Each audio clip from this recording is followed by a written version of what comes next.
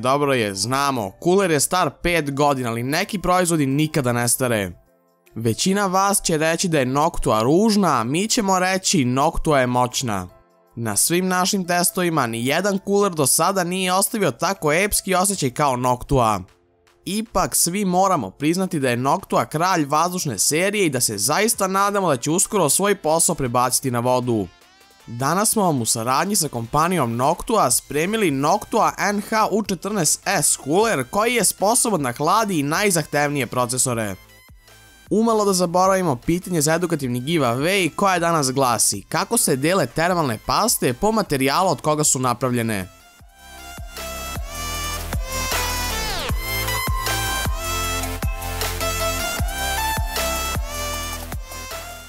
Noctuina avantura za savršenstvo nam već u startu pokazuje sa kakvim pristupom misle o svakom proizvodu. Pakovanje je perfektno sortirano u 3 kutijice, od kojih su 2 sa potrebnim delovima za montažu, dok treća dolazi u vidu dodatne opreme poput paste, šrafcigera, stikera i antivibracionih gumica.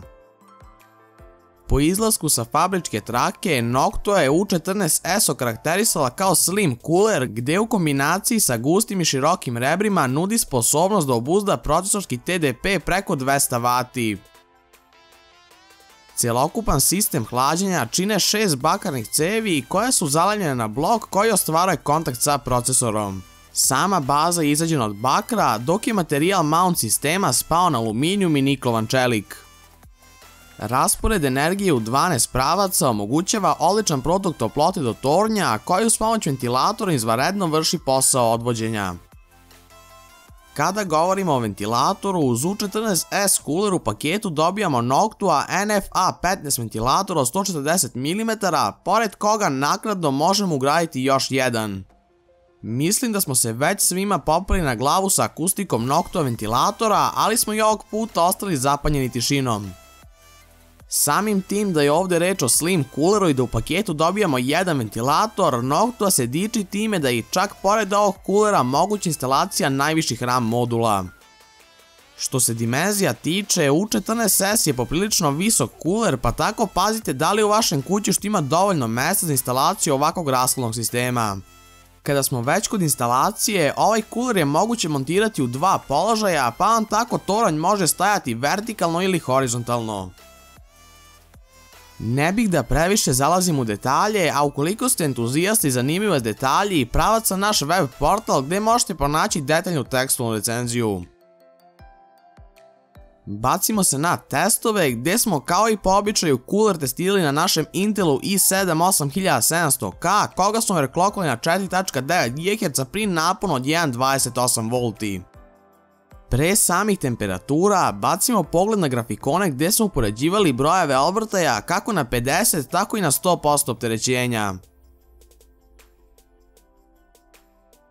U prvom testu ventilator smo vrtili na 50% obrtaja, što je u praksi donosilo 850 RPM-a. U AIDA testu opterećenja temperatura je iznosila 76 stepeni, što je sasvim prihvatljivo. Sa druge strane, kada smo ventilatoru dali pun gas, izmjerili smo temperaturu od 71 stepeni, što znači da je ovaj kuler itekako sposoban da hladi procesore sa velikom termalnom disipacijom. U celokupnoj ponudi svih proizvođača veoma su retki slim 140 mm kuleri, a ja bih rekao da je ovdje svima jasno ko je trenutno apsolutni favorit u toj kategoriji. U testovima U14S je iza sebe ostavio mnoge kulere i to ne samo jeftinije, već i neke poprilično skuplje. U isto vreme, većina njih u svom propratnom paketu ne nudi ni polovinu onoga što je Noctua spremila, pa je tako cena od 70 € u potpunosti opravdana. Na osnovu svega viđenog, Noctua NH-U14S je od nas dobila štreber i rabi kao i Noiseless nagradu, što se i očekivalo.